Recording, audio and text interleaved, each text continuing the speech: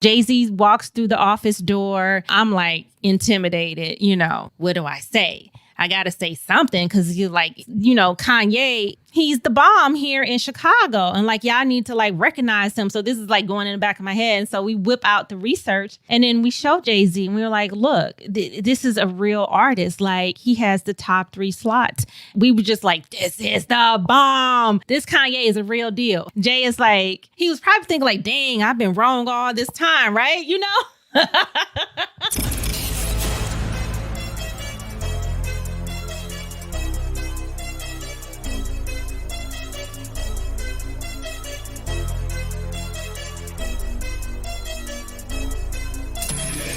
This is the Maverick Show, where you'll meet today's most interesting real estate investors, entrepreneurs, and world travelers, and learn the strategies and tactics they use to succeed. And now, here's your host, Matt Bowles. Hey everybody, it's Matt Bowles. Welcome to the Maverick Show. My guest today is Tiffany Green. She is a professional real estate investor who retired at 42 and is now financially free and traveling the world living off of her passive rental income. Tiffany came up primarily through the radio industry with over 15 years experience as a producer and music director and has an incredible hip-hop background, having worked at WGCI in Chicago, Hot 97 in New York City, and for The Source magazine.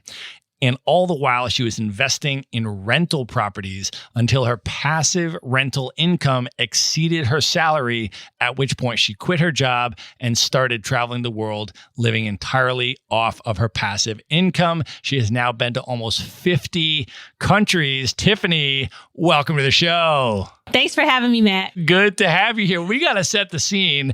We are doing this interview live in person in Lagos, Nigeria, and we have just opened a bottle of South African red wine. It's a very nice red blend, and we're going to be drinking through that while we're having this conversation from West Africa. Yes. I had to return for my ancestors. Yeah, well, maybe open it up and talk a little bit about that. Talk a little bit about your experience in Africa thus far, and some of the DNA tests that you did and what you've traced. Oh man, so open up with that. Well, I mean, let's go in deep, huh?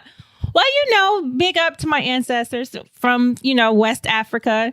Mainly taking the DNA test and finding out from my mom's side would be Cameroon, Balamiki, the tribe, and the Fang people from Gabon. And then from my grandfather's side, it would be Igbo, which is, one of the main tribes right here in Nigeria. And all those tribes are from the grassland, and they all used to live near each other. So it was very important for me to come back to Nigeria and just bring it back for them, as slaves who couldn't own property. And, here I am, the 6th generation, and she's owning property and living off her property and loving life. Yeah. And so this is your first time in Nigeria. It is. It is my first time in Nigeria. And we've been here for about 3 weeks together. And we got a super cool squad that we're with. And what have you thought of Lagos? And what would you share with people about how Nigeria has been? You know what? It's been a wonderful surprise because you hear so many stories about Nigeria or Nigerians. And then you hear about just can't be trusted. I'll tell you one thing. I can't even use my credit card. My credit card company won't allow me to spend money in Nigeria because they stop every payment. And when I mean every single payment, it could be $1 and it's like fraud alert. And it's like, come on. I think that was like the 90s, right? It's like, let it go. That is not the experience of today. I've met such wonderful, incredible, loving, honest people who have really just taken me in. And it's been wonderful. I'm going to return to Nigeria. It has really been amazing. And just to give you a sort of an example of that, the irony, I actually had the other day, I bought a espresso, right? And my card didn't work, right? For the reasons that you're talking about, right? Yeah. They'll shut your car down. So then I went to the ATM with the waiter went outside with me and went to the ATM, and my card wasn't working in the ATM, right? And I was like, oh man, now I got this bill. I don't have the cash. My card didn't work. I can't get the cash out of the machine. What do I do? And this Nigerian guy who's at the ATM next to me, he goes, oh, is your card not working? I was like, no, it's not working. And he's like, you got to pay a bill at this coffee shop. I was like, yeah.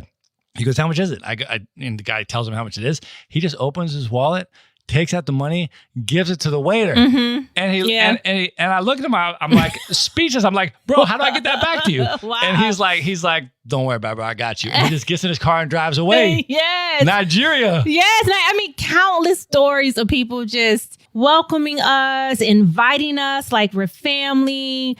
For instance, Matt and I went to an art gallery created by Nake, which is a woman, right? Had no idea. It's a 4-story art gallery that's beautiful, beautiful building. And so we're walking around and Nage, she's like, hey, we're going to the New Yam Festival, which is her festival from her home village. And she was like, why don't you guys join us for the weekend? And I was like, oh, great. It's wonderful. Like, how much is it? And they were like, oh, it's nothing. You're our guest. We'll take care of you.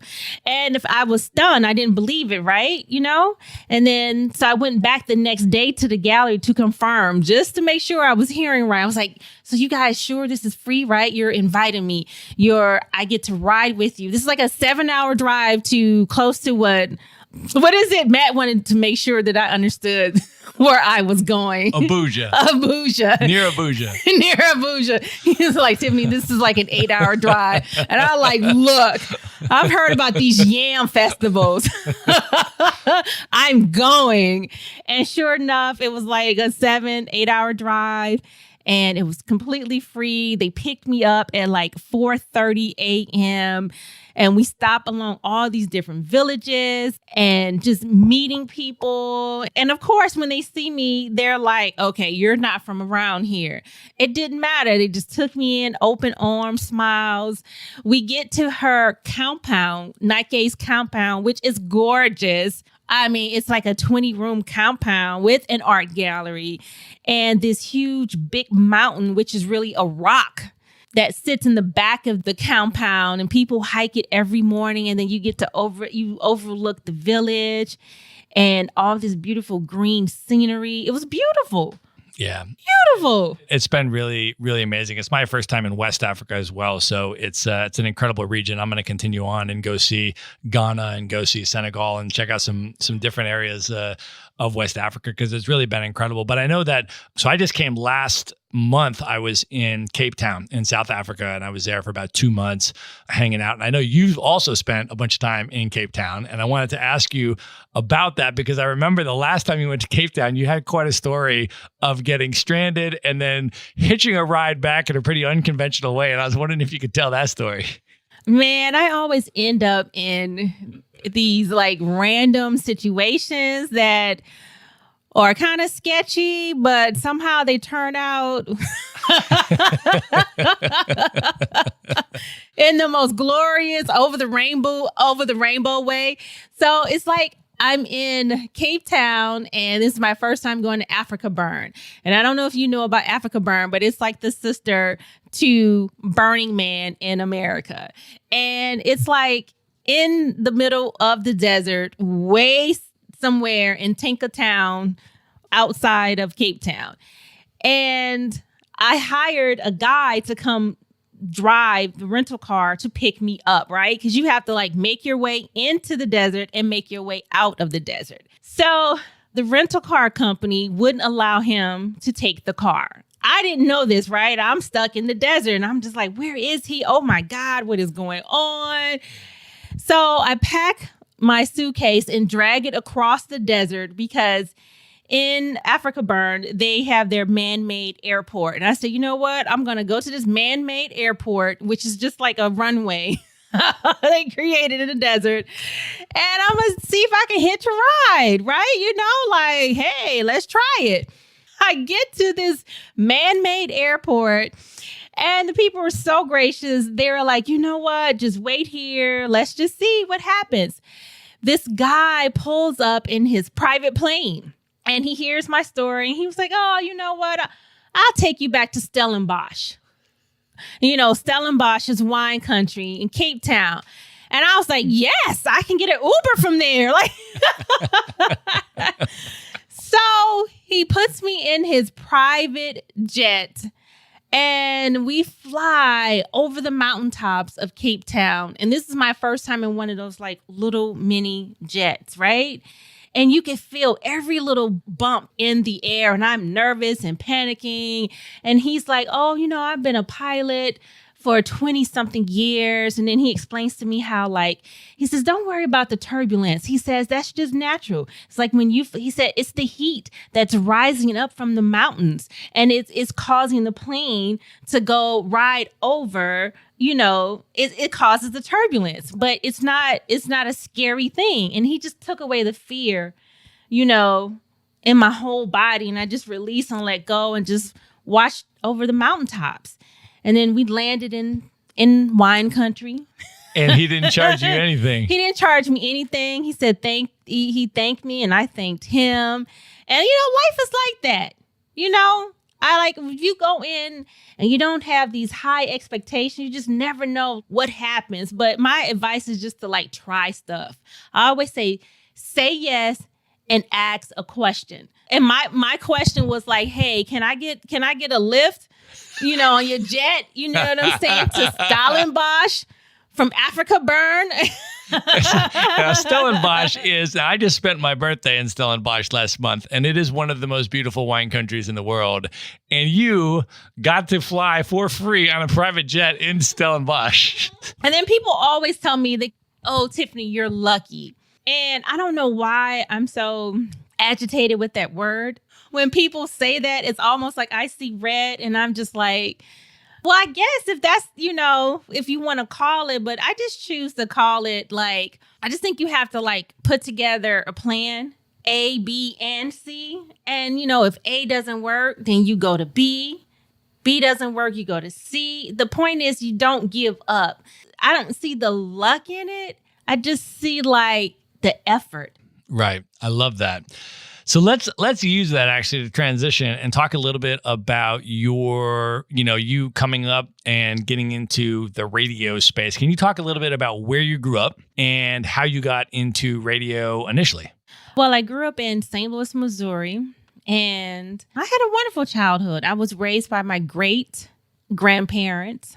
So they kind of instilled in me word is bond, them both being from Mississippi. And them both remembering how hard times were. But somehow during those times, they owned a liquor store. They owned their own house and they made it happen. And I just always remember liking the concept of owning property. I don't know. It's just something that just settled in my heart. And it was just something that I loved. So from St. Louis, having that type of background and always pursuing my passion, another passion would be music. So in college, I took up journalism and my favorite course was radio. And I also had a minor in business. And so from there, I started to intern at radio stations in St. Louis. And of course, when you work in radio, you move around a lot. It has a high turnover ratio, you know, like you can't really per se get comfortable in a job. For whatever reason, they always say that you're not a pro until you're fired in radio. And so, yeah. So you move around a lot. It's a wonderful industry, wonderful people. It's so much fun. It's a lot of fun. You know, meeting artists, breaking new artists. And for me, I really like the part of like doing for my community. I always felt like I owed great responsibility to my listening community. So I always felt like it was important that when I program music for them, I just didn't give them just like the rah stuff or all this like sexual and all this violent stuff that you tend to get on like some radio stations, because people want a balance. And that balance would be between like love songs, gospel songs, intelligent thoughts, behind the content and programming. So it was very important for me to give that back to my community. And that's what I really, really, really loved about radio.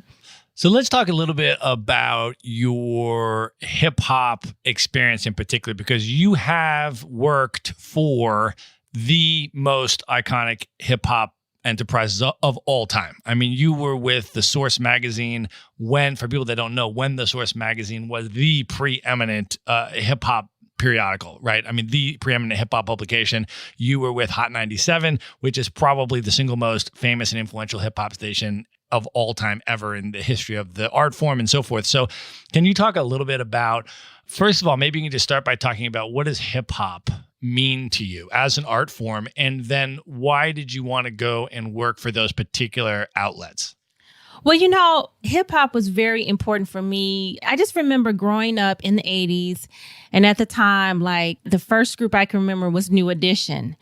And then all of a sudden, there were these groups like NWA and Public Enemy. And I remember Run DMC and LL Cool J. And just having all of that like in my background. And that's what I listened to. And then come fast forward to the 90s, I started to intern at a radio station.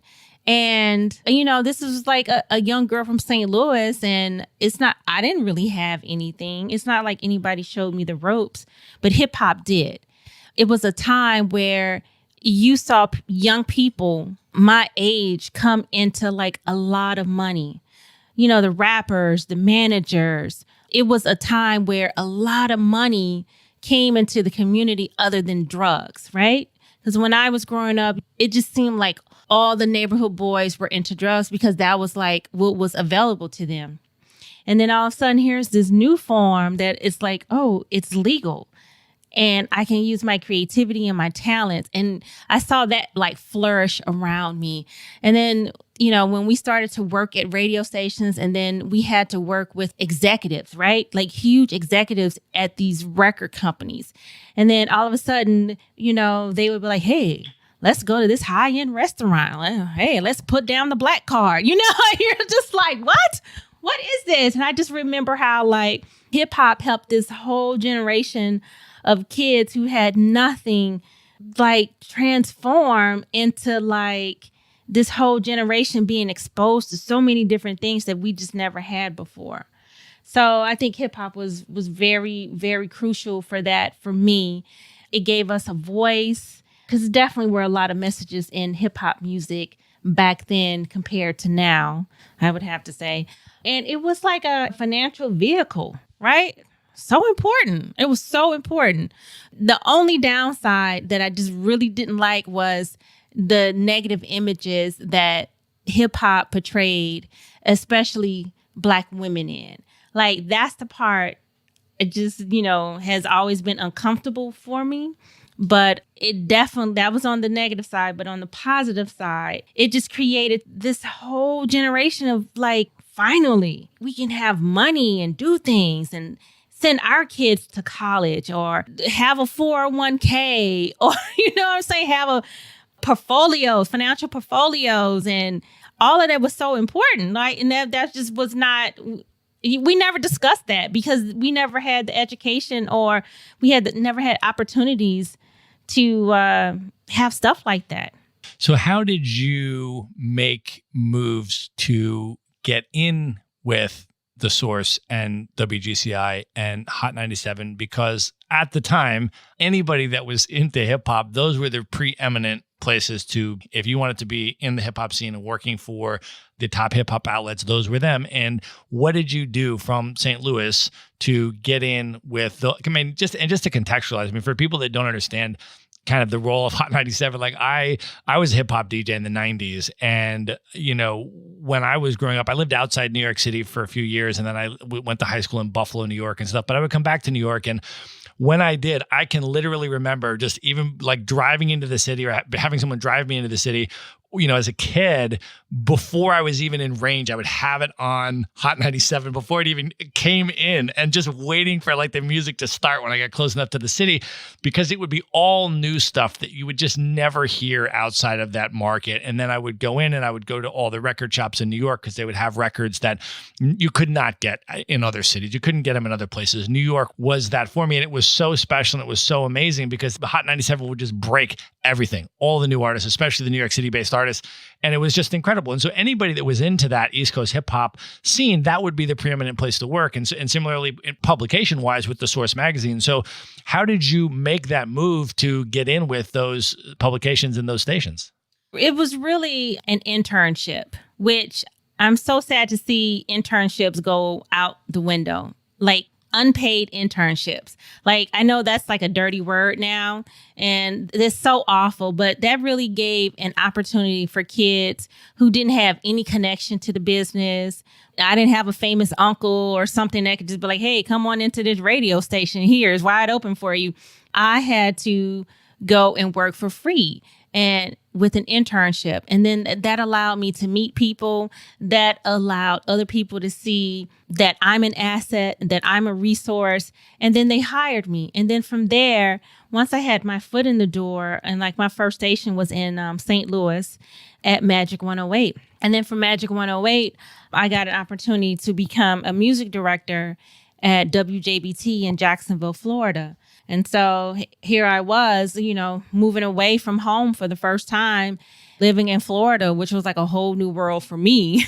Florida is a little like, okay, Florida. It was just a whole new experience, let's just say. And then from Florida, moved to Birmingham, Alabama, Birmingham, back to St. Louis to become a program director at a hip hop station called The Beat.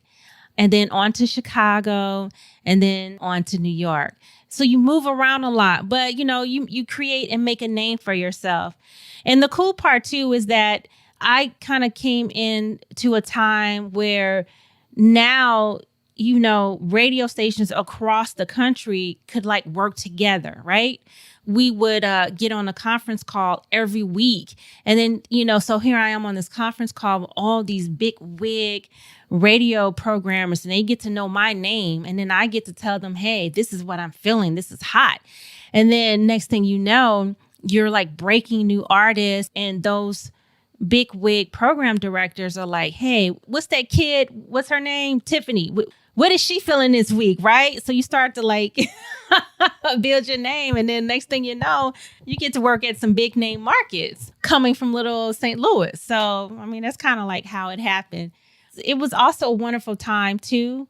Like, I never got a chance to meet Biggie or Tupac because they were, both killed before I had the chance to meet them.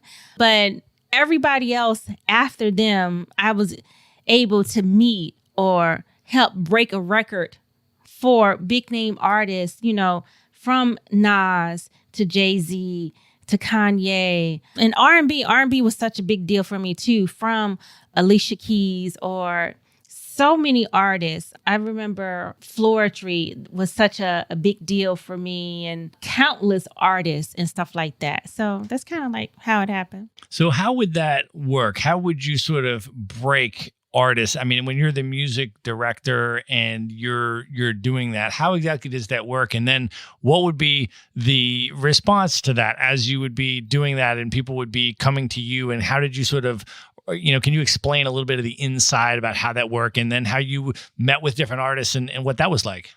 Well, as a music director / program director, record companies, they always introduce you to their very new artists because they want you to like the artist. They want you to play their music. And so you become like on a first name basis with all the new artists that come out. And then for me, I was always a program director, music director who would frequently go to the clubs, and it was very important for me, like whatever my listeners were into and whatever was hot in the street, I wanted to give it right back to them through the airwaves. And so I just had a knack for the hot new artists who had like great music. And I wanted to expose my listeners to that. And those songs would just like blow up. I mean, I just remember like, for instance, even like with John Legend, I just remember the first time hearing Ordinary People, which was like a side B record. Like the record company was not pushing that song. It's like, because, you know, they would consider it as being slow. It was very adult like in meaning and sound. And it's like, no, this could never work on like a hip hop R&B station, right? And it was just like, but it was a touching song. And this kid, John Legend, he can sing. And so you would just take records like that and just put it on the airwaves. And you let it mature, right? You know, things have to mature. So you let it play for like a month, right? So that listeners are familiar with it. And then like probably by like the second, third month, you have like this mega hit on your hands. And then other people from other radio stations would hear about it and they'd be like, oh, so that's working for you? Yeah, they will put it in. And then it's like this train that's just like steamrolling across the country. And then that's kind of like how music like catches on. And, you know, if it's popular in the States, then, you know, now it's like, oh, then, you know, the UK, like, oh, what that's happening there and vice versa. It's so global now. But yeah, but that's really how it happened back then. That's how you would break new artists. And then, you know, it's funny because when you meet the new artists, they're hungry, right? And they're just like, oh, I want to be your best friend. Play my music, whatever. And then they become these like superstars and they still remember you, right? Because you've seen them so many times throughout their development and they just know you know, by name and you know them, or you can become family because you've kind of like come up through the ranks together. So that's kind of a cool part too, right? Or just at the time working at WGCI, and at the time I came up with Kanye, right?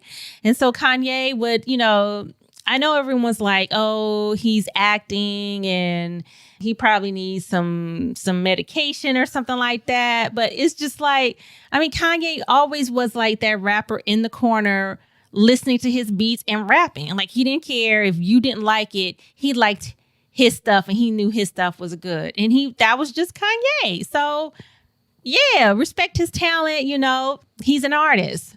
And how was that experience when you were in the studio and Kanye was coming up and his tracks started getting traction, right? And you were telling me that story about when Jay-Z came into the studio?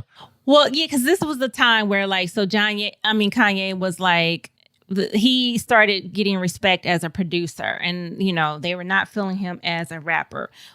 And when I say they, meaning like Jay-Z and the people who had him signed to the record label. Even the record label, they were just like, you know, whatever. Kanye, whatever.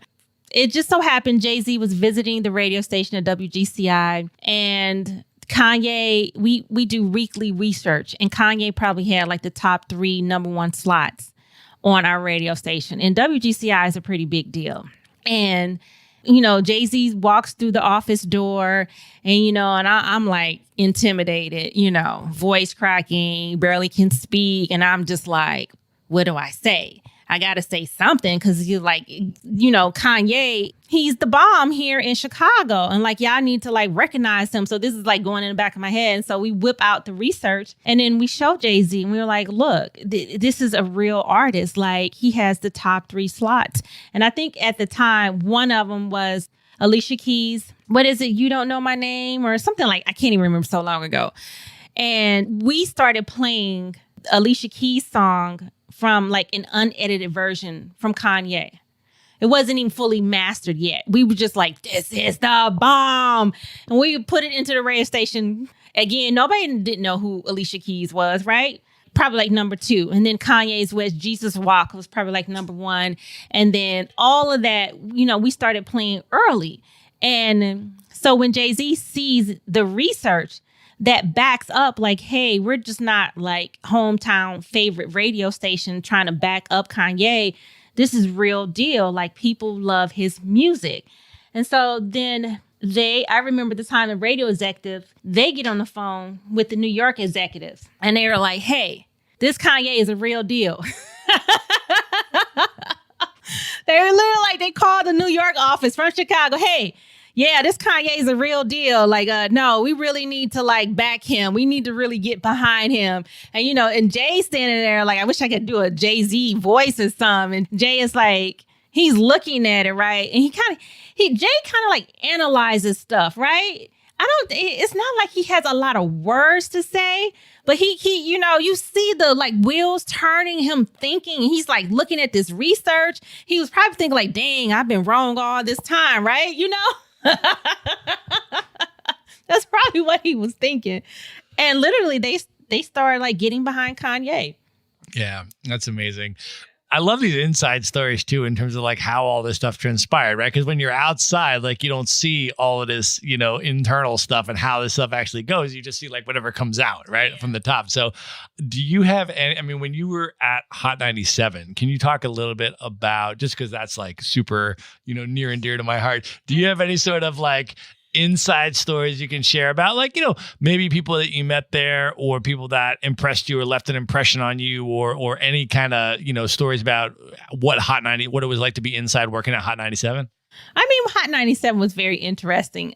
I was happy to work at the station before they like upgraded and rehabbed everything. So like whatever the Hot 97 stories you heard of and happened in the studio, it's like I had a chance to sit in those seats and touch the desk and the countertops and, the board that so many others have touched from, just everyone. And so that was incredible to me.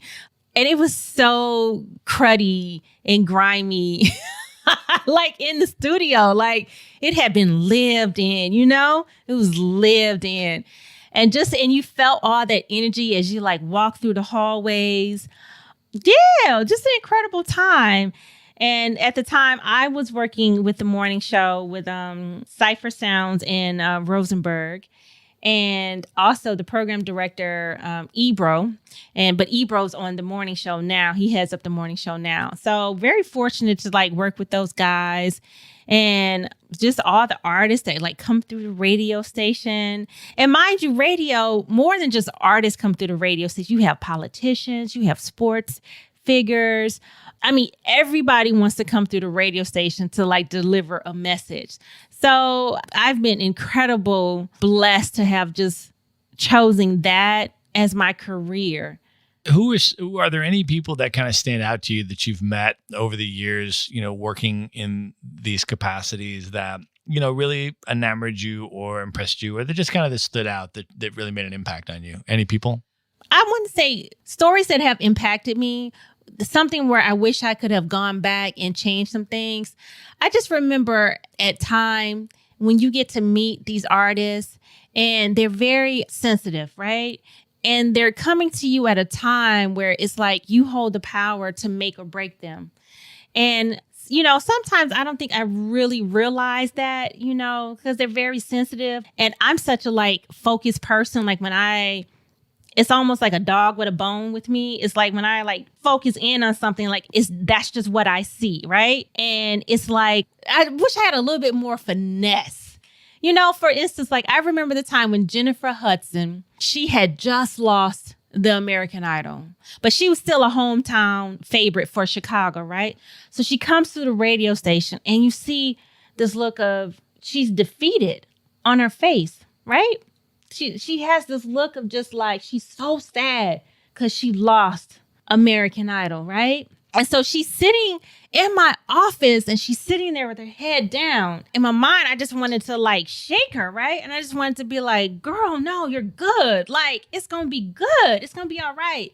But I didn't like choose that moment to like uplift her. So I always like remember that.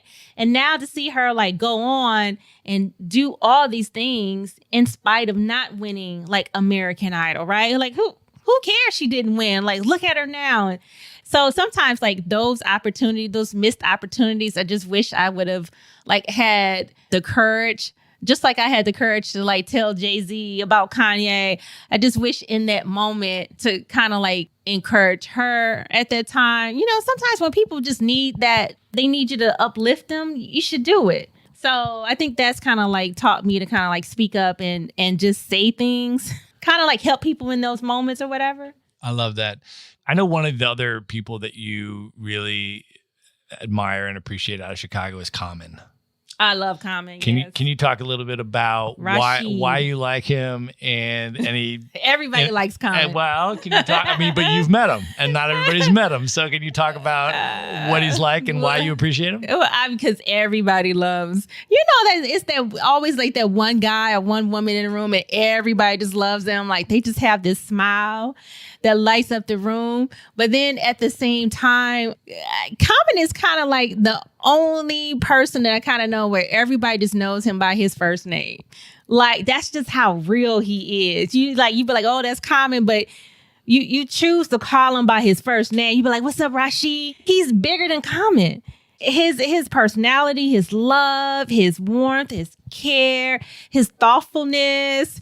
And he's like, and it's so funny too, because he loves the ladies. So I love to see him come around and he lights up around women. He just loves women. And he just can't help but just be like, he's like enamored with women, right? Not like being like, I'm trying to hit that or anything like that. He just really has this love and appreciation. So I love to see that in him. And he's very thoughtful. Like Common would send like as a thank you. He would send flowers to like the radio station. He just had personal touches just like that.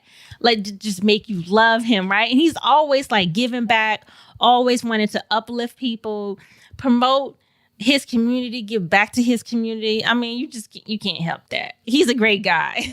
That's so awesome. I love that. I love it because people have impressions of people. And then when you verify that, in fact, those impressions are real and authentic and consistent, that's so amazing. It is. Yeah. It really is. To this day, like, I'm still a fan of like Beyonce. I just remember like them coming up and like Destiny's Child, they would always like play our concerts.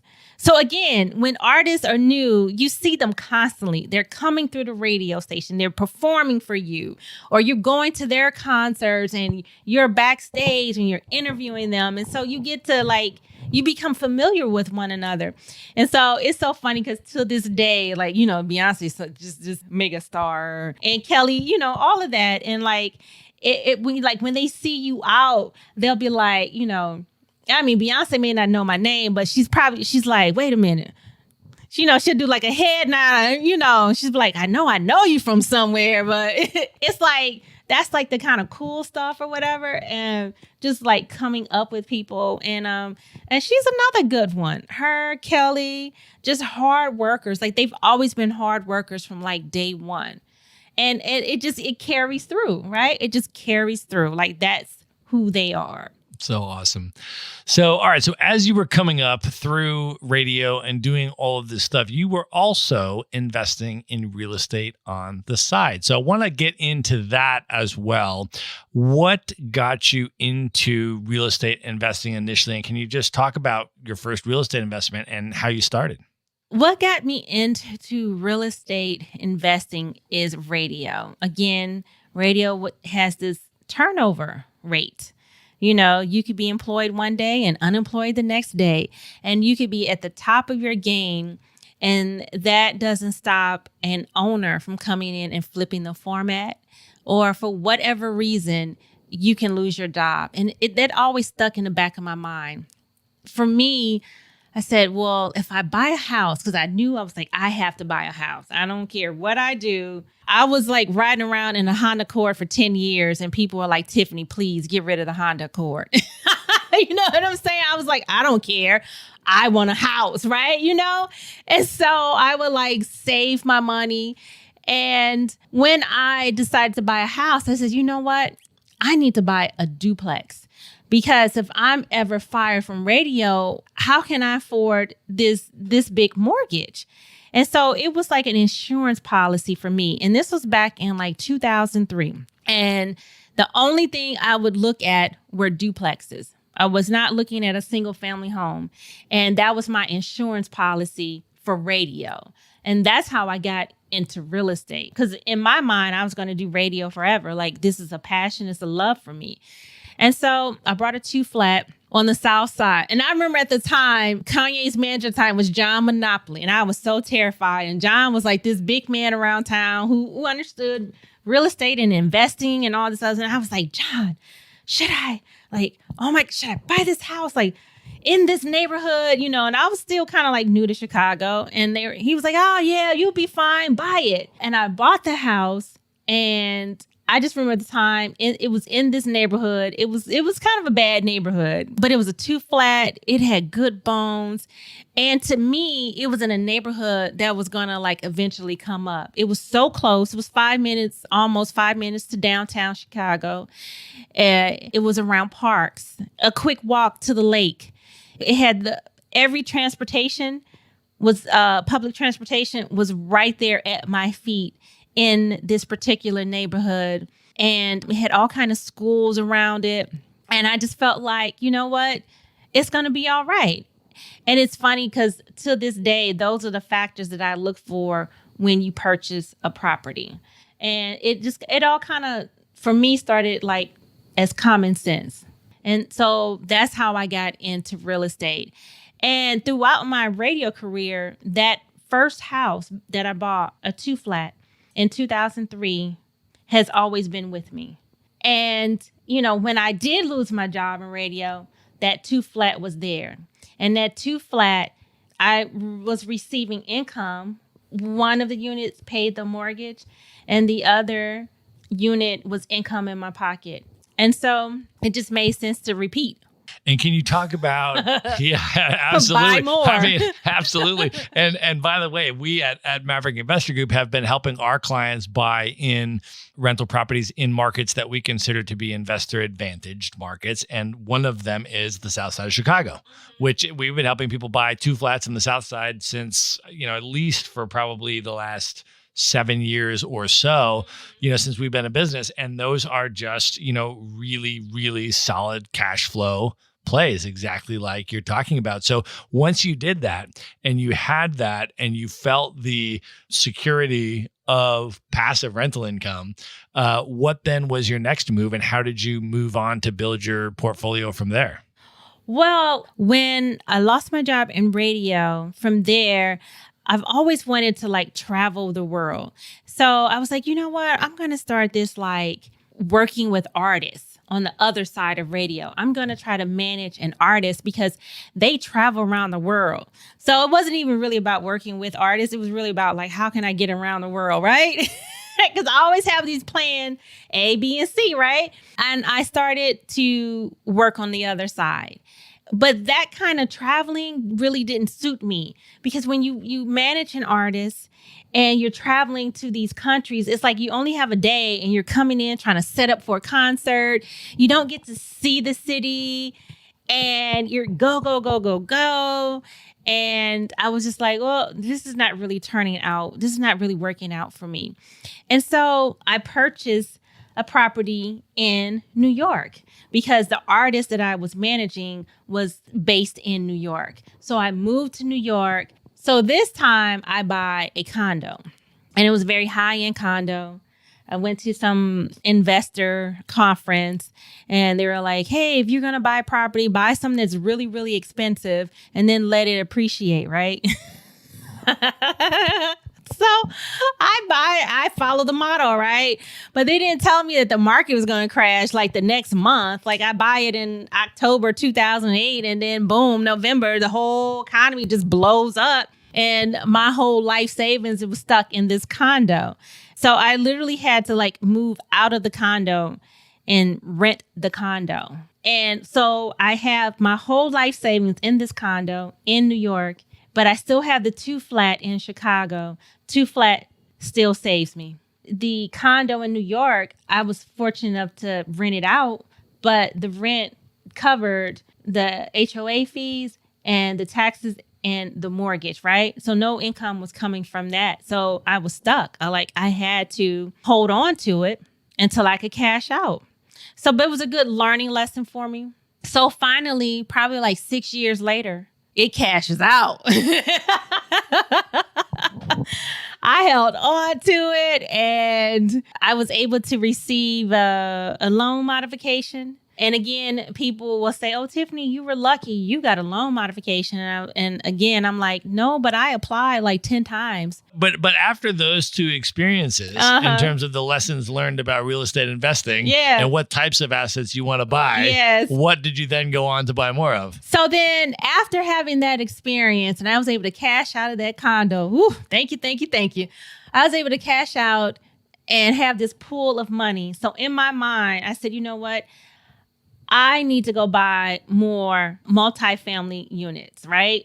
That condo was a scary situation.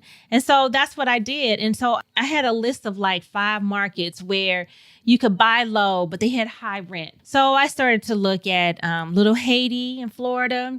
I started to look at Tremaine in New Orleans. Was already familiar with the South Side of Chicago, and around this time started to look at Detroit because Detroit was going through that whole bankruptcy as a city. So I literally took like 2 weeks and just went around and scoped out the different neighborhoods. And I almost bought in New Orleans, but it didn't work out. And Detroit, I decided not to buy in Detroit because to me, it's like you had to live in Detroit and monitor your property at that time. And I was like, I don't want to do that. So Chicago was it. And I went and bought more property in Chicago. And I stuck to the South Side because that's what I knew. And at the time, this is when Obama had the announcement that he was bringing a library to the South Side. He said, it's between Jackson Park and Washington Park, 2, neighborhoods I was familiar with. And in my mind, I said, well, if I'm the president and I had to build a library, I'm going to build it next to some water, which is Jackson Park. And so I focused on Jackson Park before he made the announcement. And I bought a 4-flat in Woodlawn, right? Brought it cheap. And then lo and behold, probably 8 months later, maybe something like that, he announces, hey, the Obama Library is opening up in Jackson Park. And I was like, yes, yes. Now I can't even get a multi-unit in Woodlawn anymore. You just can't. You can't even get these multi-units anywhere because now it's like this thing.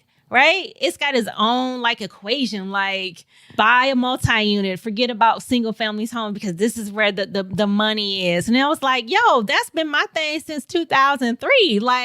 Now it's difficult. Well, I love the lesson here though, right? Which is that if you don't want to buy exclusively for speculation, right? Like the New York condo was exclusively for speculation. And if it doesn't go up in value, you're in big trouble because you're not cash flowing. Whereas on the South Side, even if you had guessed, you're speculating that the presidential library might be built in this area. And if it does, it'll give it an appreciation boost. But even if it's not built in that area and you guessed wrong, you still got solid cash flow. True. And that's okay. Very true. Very true. So you make your money when you buy. Yes. And then if there's appreciation, if you guessed right, if you're in the path of growth, cool, that's a bonus. Mm-hmm. But if you're not, still all good. Yeah, absolutely. Yeah. So I think that's a super, super, super important lesson. And the other thing that I take from your story and your strategy is that you buy and hold instead of flip. Yes. That's really significant. A lot of the gurus or the real estate, people that are trying to sell you real estate investing courses or the infomercials and all this kind of stuff is trying to tell people that they should become property flippers. But property flipping, of course, is basically just putting your time into a source of active income, which in a best case scenario is simply going to allow you to make, if it's even profitable, right? Which is hard to make it profitable. But if it is, best case scenario, you've got a capital gain, which you now have to pay tax on, and you no longer have the property. Whereas if you're buying to hold, that's where you have the long-term, month after month, passive residual income, and you have the gradual appreciation of home prices over time. And you also have freedom. That was a very big factor for me, my time. And to me, I always equate flipping houses to like owning a franchise. It's hard work, y'all. Okay. That is a 9 to 5. And I just didn't want a 9 to 5 anymore. Like I had a 24-hour job in radio. Okay. Because it doesn't let up. And I wanted to reclaim my time and have freedom. And so when you hold a property, I have long-term tenants who basically take care of the property for me because I'm making sure that they're good tenants. And, so it's almost like we're in there working together. Exactly.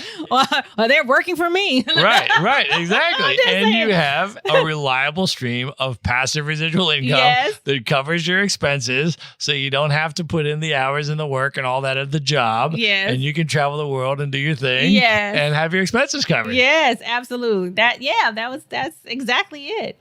Can you talk a little bit about when you're buying a property and you're selecting which property to buy? So let's say you've decided on the market and you've decided on the neighborhood, right? How do you do your due diligence on the actual asset and select the actual house and decide to close on it? Well, now, part of my requirements, again, as I listed before, would be I want to be by water, parks, public transportation. But I also want to buy a property that I would live in myself. Because to me, it's easier to get good tenants into a property that you would live in yourself. So I look for that. And I also think it's very important to buy around institutions. So, when I bought in Woodlawn, it was very important that the University of Chicago, at the time, they were giving stipends to staff. Like any University of Chicago staff, if you bought a house or rented in Woodlawn, they would give you like a $5,000 or $10,000 stipend towards the property. So they were helping to build that community. And I just think that's so important that you find institutions or businesses that will help you, that are rebuilding those communities that I live in. And I'm also looking at communities that are not like these high-end luxury apartments and in buildings and stuff like that. Or I'm looking for communities that will become that when I buy. So that's also important as well. So I'm looking for communities where working class people can afford and they want to maintain a good neighborhood, and they help you rebuild and reshape a neighborhood. And then before you know it, it becomes this neighborhood where it's like, man, we can't even get into that neighborhood now, but I bought in early. Now, when you were buying rental properties and you were building up your real estate portfolio while you were working at your job, did you have a goal of getting your passive income to a certain point where it could cover your expenses? Like, how did that, investment process go for you when you knew you got to the point where you could leave your job? I would have to say, well, I'm a person where I maintain low bills, meaning I don't have a lot of expenses. And I think that's part of freedom too. I think if you have a lot of expenses, then you're working for material items and you become a slave to just all of that. And so I've always kept my bills down low. And then I sat down with a financial wizard when it was coming time to sell my condo in New York. Because, to own a piece of property in New York, let me just say, it was a nice piece of property. You don't want to like give that up. And so he sat me down and we did the math because I was all over the place. I was like, I don't know what to do. Should I sell? Should I not? Even though all my money was wrapped up in this condo. So we literally sat down and did the math. And he was like, you could literally take this money and go buy property, and those high rents can support you financially. And we added up my bills. And I think my bills at the time probably totaled up to probably like $2,800 a month. And he was like, you can easily cover this and not work a 9 to 5. And I was like, you're right. And I just sat out the mission to it just made sense. I was like, put the condo on the market. Yeah. Let's do this. Totally. And then arbitrage the money into something that's going to give you better cash flow. Absolutely. And I was like, and Tiff, in my mind, I was like, Tiff, you've done this already with the duplex in Chicago. It's like the multi-unit in Chicago has been there for you through all the ups and downs. Just buy more. Right. Buy more and build a portfolio. I have these discussions with people all the time that own condos in places like Manhattan or places like, or even Brooklyn now, Williamsburg, or places like that, or San Francisco, or, really high-end markets.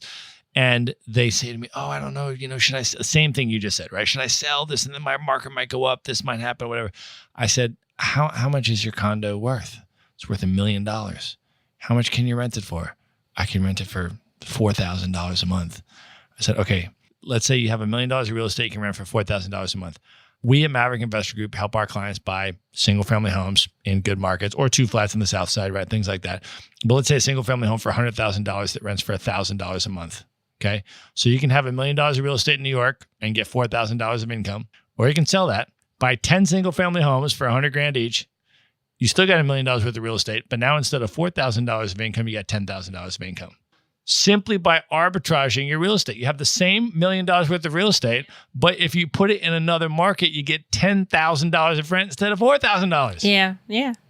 Exactly. Game changer. Game changer. Game changer in terms of the amount of your personal living expenses that can be covered by that, right? In terms of the net after expense money into your pocket. So complete game changer. And that's why this whole concept of geographical arbitrage and understanding that if you live in Manhattan or you live in LA or you live in San Francisco or you live in Miami, cool. Like live in those markets because you like to live there, but you should own your rental property on the south side of Chicago or in another market that makes financial sense where you can buy low, get good tenants, rent high, and have that cash flow margin.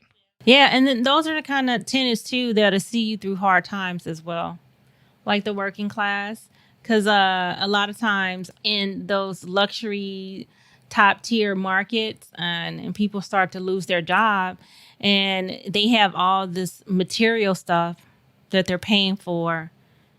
And you have to continue to pay for like this high rent or mortgage. Those high end markets kind of just crumble. They just crash.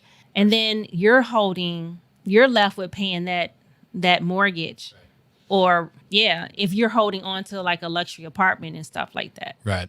And I also like your philosophy in terms of, how you view materialism and consumerism and that kind of stuff. And you move away from that and instead, direct your resources towards, being able to travel the world and have amazing experiences and things like that instead of stockpiling material items. I mean, as you know, I do the same thing. I literally have been a full-time digital nomad world traveler now since 2013, and I travel the world with carry-on luggage only, right? So for me, it's like I've been able to really distill down like the material items that I actually need to carry on luggage. And that has allowed me that level of minimalism has allowed me to focus on people and relationships and experiences and travel and cultural immersion and food and, just incredible scenery and landscape and like all of the things that are really, really, really important because I've been able to move away from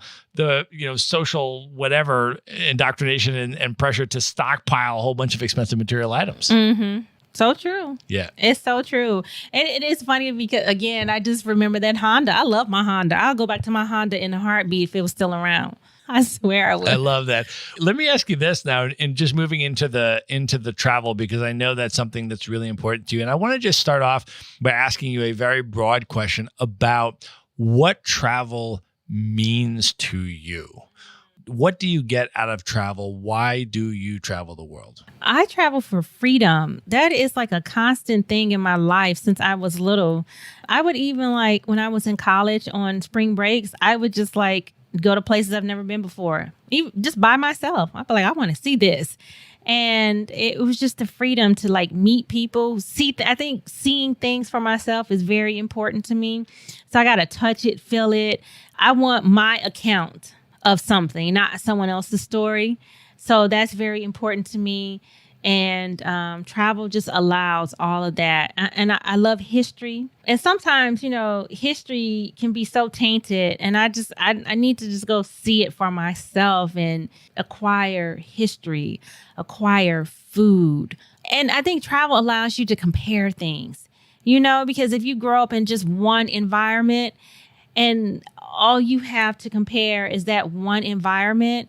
It's like you're living in like this gray cloud. You don't really know what is what until you can go outside of those boundaries and compare it with other things. And I love the fact that with traveling, it's such an education. It just, I mean, I got my college degree, but the degree in traveling and meeting people and just understanding things about the world that you'll just never know unless you travel is just very important to me. I love that. And you and I we met each other because we did the remote year program together, which was 12 months of traveling with the same community we lived in 12 different cities for 1 month each on 4 continents. And we traveled from Asia to Europe to Mexico to South America. And we really saw a huge amount of the world. And we did it with a community. And once that year was over, you and I have both now participated in the remote year alumni program, right? Called the citizenship program. Can you talk about how that whole experience has been for you? Well, I always thought like the UK kids had it great, or European kids, like, cause they always took this gap year. And I just thought that was phenomenal. I was like, man, so you mean after high school, before you go to college, you get to take a whole year and just travel the world. That's amazing. You know, that's kind of like unheard of in the States. I just always wanted one. So in 2016, I was like, this is my gap year. I'm about to travel the world for a year. I don't care what anybody says. I didn't even tell my family because I just didn't want anybody to plant any type of negative seed in my mind. I was like, I'm just going to do it. And then in my mind, I was like, well, what if I fail? And then I have to like come back with my tail between the legs. I was just like, let me just go out here and see what happens. And then it was a test too. I was like, can I manage my real estate and be abroad? And I said, if I can, this opens up a whole new ball game for me. Man, them 12 months flew by, barely had any like rental property problems. And if it were, I'd call a handyman, call a plumber, call an electrician. I mean, like, I can't be there to fix it. So don't stress, just send them in. And that's a good thing about having like long-term tenants and holding on to your property, because I'm just going to send the plumber to them while they're at home to fix it. It doesn't require for me to be there. So yeah.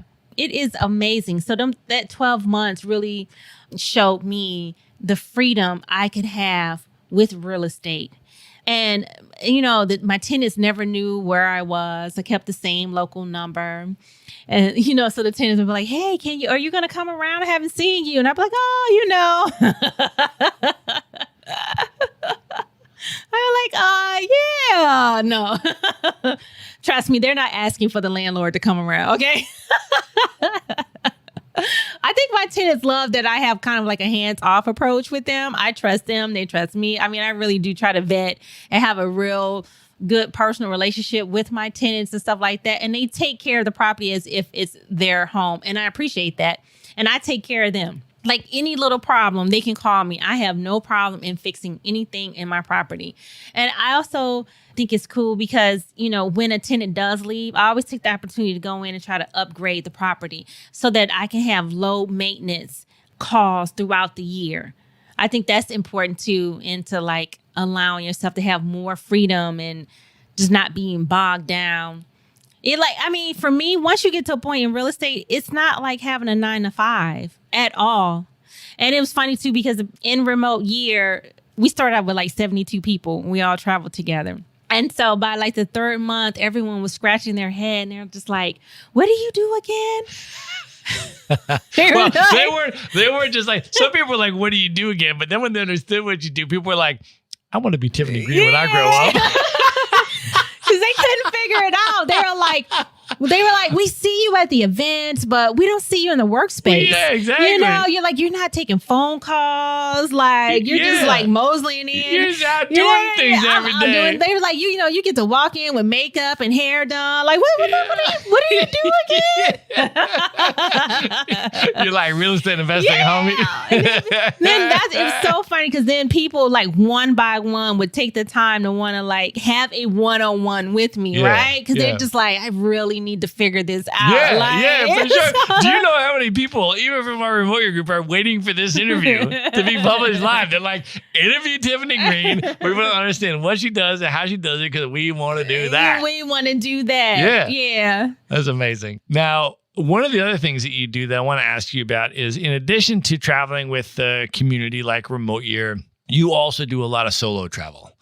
And you do solo travel, including to places that some people would consider maybe a little bit intimidating or potentially dangerous or things like that. And I want to ask you about that. And do you have any tips for particularly female solo travelers? Because I think there's a lot of apprehension about that when you're going to places like Brazil or you're going to places like West Africa or you're going to places like whatever, and you're doing it by yourself. Do you have any tips for female solo travelers, just in terms of safety or in terms of any other things in terms of how you do what you do? It is funny. Like, I can't really think of anything off the top of my mind except for two things, which I think are funny. One is, I just think it is so much fun when you get to like go to a different country and use Tinder to help you like just date different people. I swear to you, it's the best ever, right? And I always make it a rule, like, because sometimes you might run into like a married man on Tinder, and I just like, no. First of all, I don't do that. But second of all, just don't be out there like just dating someone. You don't know who might show up in what country and what. Don't put yourself in like situations like that. That's not cool. And I used to like, when we traveled through Remote Year in our group, people would double date. I thought that was kind of cool on Tinder. But far as like a solo traveler, you need a good purse. You need a good purse that goes around your shoulder. One that just can't be easily cut or snatched from your body. I just think that's important. I also think it's important to like meet locals, because the locals will take you around, take care of you, and they'll tell you the ins and outs of a place. You know, how to like handle yourself, which neighborhoods to watch out for. I mean, it could be dangerous anywhere around the world. And the other thing that I find about solo traveling is that the places where people tell you the most, like, watch yourself, is dangerous, have been some of the most beautiful places I've ever been, some of the most accommodating people I've ever met, some of the safest neighborhoods I've walked around, never had any problems at all. Can you talk a little bit about Brazil? I know that Brazil and it's one of my favorite countries, right? I mean, I talk about it all the time. It's amazing. It made a huge impact on you as well. And a lot of people have impressions of Brazil that maybe it's dangerous or it's this. But can you talk about what your experience was like there and what Brazil meant to you? Well, it's interesting because coming from like a media background, I understand how like the media can pinpoint something and then they'll make you think like that's the whole reality of something. And if you really think about it, when you hear stories about Brazil, you always hear about the problem child, Rio. The stories always focus on Rio. And Rio has problems, but Rio is glorious too. It's amazing. I think it is literally the single most naturally beautiful city I have ever seen anywhere in the world in my entire life. Cape Town's probably number 2, but I would put Rio as the number 1 most naturally gorgeous city on the planet of Earth that I've ever seen. It's an experience that should not be missed. But Brazil, people don't realize how big Brazil is. It's huge. And so why I'm bringing up, like, you can't sit here and place this entire country and think like Rio represents this entire, like, yes, you can't do that. It's so big. It's so amazing. It's so many different landscapes. It's so many different people. And they're so loving and they're very like touchy-feely. They're just like, they have this zest about them, right? This excitement. And it's like, like in America, sometimes people can be standoffish, right? It's like, I need my personal space. And just think of the opposite when you go to a place like Brazil, right? It's not about having personal space at all. And at the time when I traveled with Remote Year, one of my goals was to become more open. Because in the radio industry, you can become jaded because everybody needed something, right? Somebody needed a record, somebody needed this, someone was always after you. So you kind of build this wall of protection around yourself. And so when I stepped out of radio, I was like, you know what? This is my time to open up, to express myself. This is my time to connect with people. And Brazil was like, that's why I wanted to go Brazil, because I knew they were like fun-loving people. They love to just hug and sing and dance. Like, I was just like, I need to be more open and like not be afraid of when I enter a room of a group of new people. And I used to be that way. Like I would enter a room of new people and I would just be that one in the corner, right? Just putting the wall up. And now I don't have that problem at all. Now I need to just really just shut up, right? Like, and so I went to Brazil to help me get over that hurdle. And it was so much fun. It was, I love Brazil so much. And I'm so glad that they dropped the visa requirement. So amazing. I mean, I remember going there the first time, and I went to Rio, and I lived in Rio for 2 consecutive months. And I was there for Carnival, and then I was there for the entire month after Carnival, right, to kind of see it at a more regular time, if you will. And I was so enamored with Rio that I literally did not leave Rio for 60 days to go see any other part of the country, because I was like, who would leave Rio? Like, this place is too amazing. And then after I left Brazil, I was like, the only place I saw was Rio. So then I'm talking to other travelers and they're like, man, Sao Paulo is my favorite city in the world. Man, you got to go see this. You got to go see that. I was like, I got to go back to Brazil. So then I did. I went back to Sao Paulo and I was blown away by Sao Paulo. Totally different from Rio, but unbelievable. And then I went back a third time and I went to beach towns, northern Brazil, Pipa and Jericoacoara and these kind of places. And I was like, totally different from Rio or Sao Paulo, right? But unbelievable. So I'm like, man, and each time I go to Brazil, I'm like, this is why I love Brazil. Like, there's a magic about it. There's a music that just like a rhythm that infuses the culture of everyday life in Brazil that I feel is like unbelievably unique. Yeah. And to me, if you're a nature lover and you haven't been Brazil, you haven't seen nature.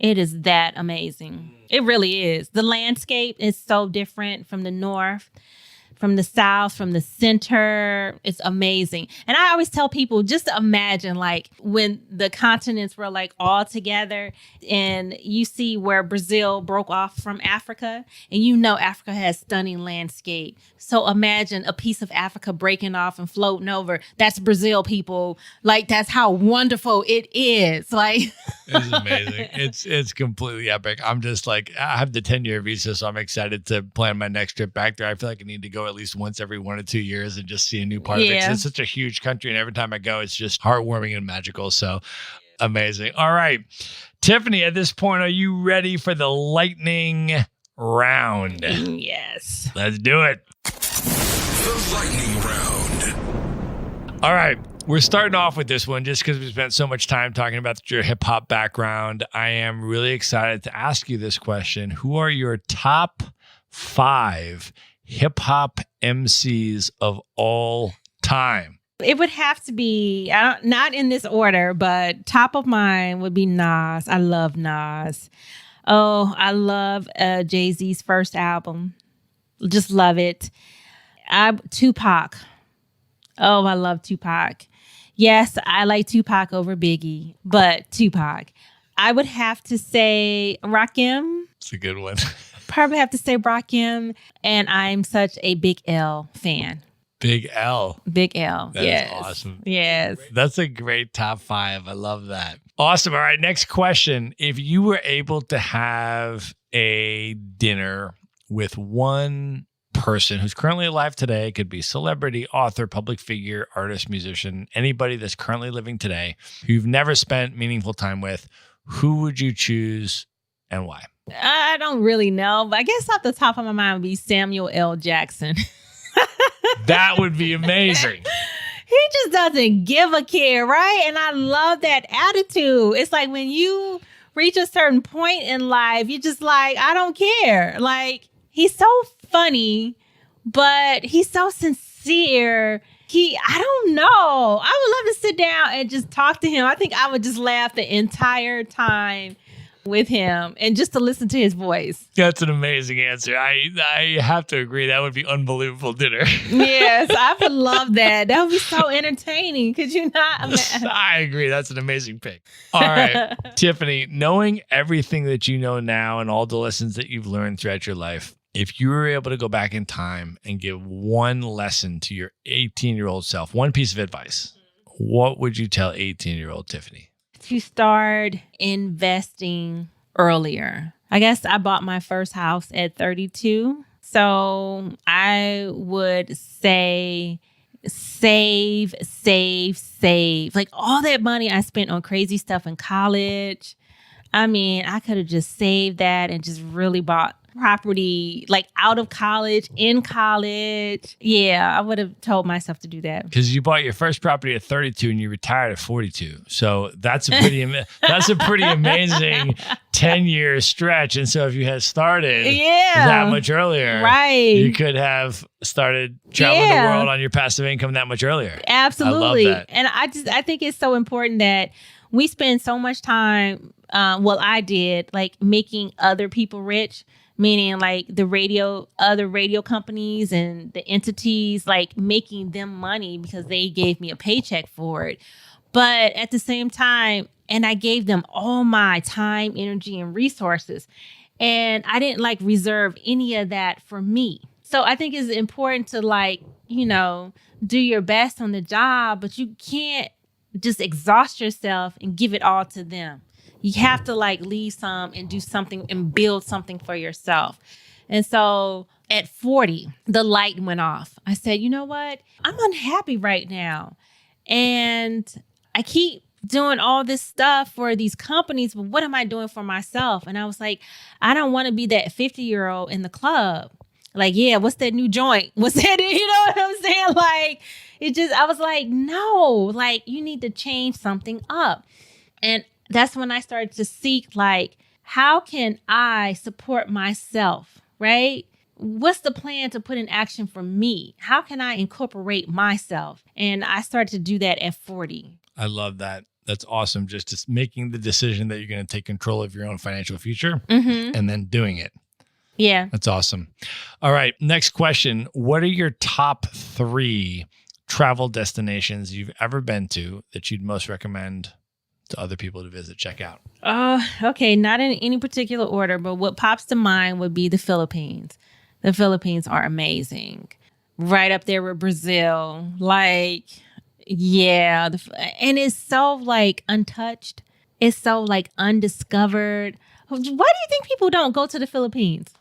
I have actually never been to the Philippines myself, but I have heard. Well, first of all, I follow you on social media, so I saw your pictures. So it's now very, very high on my list, and I have heard you rave about it. So I am, it's very high on my list, but I've never even been there. You've never been there. Mm-hmm. I don't think you would leave. You can literally spend 10 years in the Philippines and not visit all the territory, all of the islands. It's that massive. And the people are beautiful. The food could be a little better, but the landscape, the beauty, the nature is so stunning. You don't even really think about food.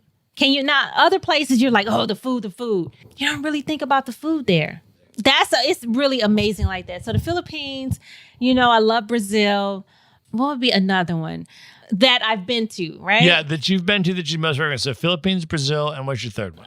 My third one would be Cuba. Keeps popping up. Cuba was always one of my favorite destinations because we kind of traveled to Cuba when, you weren't supposed to, but I think that just made it all the more fun. Right. Okay. All right.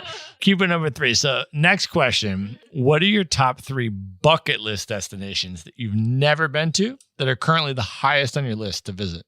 Right now would be, okay, so I really want to go to Cabo Verde. I really, really, really want to go there. I think one day I really want, high on my list, I think I want to visit Russia. I think I really want to visit Russia just because a lot of people, a lot of Americans don't really get a chance to go to Russia. Totally. I'm going in September. Did I tell you that? Oh, no, I didn't know that. Yeah, I got the visa, went through the whole process. What? So I'm going to go to St. Petersburg. I'm going to go to Moscow. And then I'm going to do the Nomad Train, which is the Trans-Siberian Railway with a group of like 20 plus nomads in an organized thing. So we go and the Trans-Siberian Nomad Train goes from Moscow all the way through Siberia and then down to Ulaanbaatar, Mongolia. Wow. And we end in Mongolia. So I'm doing it in September. Wow. That's amazing. Yeah. I had a friend who used to go to Russia all the time. He said some of the most beautiful people in the world are on the border between Asia and Russia. And he said some of the most amazing parties are in those like border towns between the mix of the two people. And I was like, word, he loves the party too. I was like, oh, okay. Duly noted. But so yeah, Russia. And then which I plan to do, I really want to get into like the Caribbean. I really want to get into like Haiti. I want to visit. Yeah, I just really want to get into the Caribbean because it's so close to the U.S. It has a lot of history, especially it just has a lot of history that I really, really want to get into. And, history is such a big thing for me. That's one of the reasons why I went to Brazil. It's the reason why I'm here in West Africa, and the Caribbean has all of that too. So I want to get into all of that. Awesome. All right, Tiffany, at this point, I want you to let people know how they can get a hold of you, follow your travel adventures on social media. How can people find you? I guess that would be on Instagram at Tiffany Green 2011. And I think under the same name under Facebook. Awesome. Cool. We're going to link up your social media handles and everything that we have referenced in this episode in the show notes at themaverickshow.com. So people can just go to one place there and start following all of your amazing adventures on social media. Tiffany, thank you so much for being on the show. It was awesome to have you. Thank you for having me. All right. Good night, everybody. Good night. Be sure to visit the show notes page at themaverickshow.com for direct links to all the books, people, and resources mentioned in this episode. You'll find all that and much more at themaverickshow.com. Learn how Maverick Investor Group can help you buy cash flowing rental properties in the best U.S. real estate markets, regardless of where you live. Schedule a free phone consult today at themaverickshow.com/consult. Now you can buy rental properties with tenants and local property management in place, so you don't have to be a landlord or a rehabber. To get your questions answered and discuss how Maverick Investor Group can help you meet your real estate investing goals, schedule your free phone consult today at themaverickshow.com/consult. Do you know how to determine actual market rents and localized vacancy rates for individual properties at the address level? Do you know how to determine the strength of the rental market where your property is located? And which direction rental rates are trending? Learn how at themaverickshow.com/rent. This data has historically been difficult to ascertain, but now you can pull reports that contain all this information for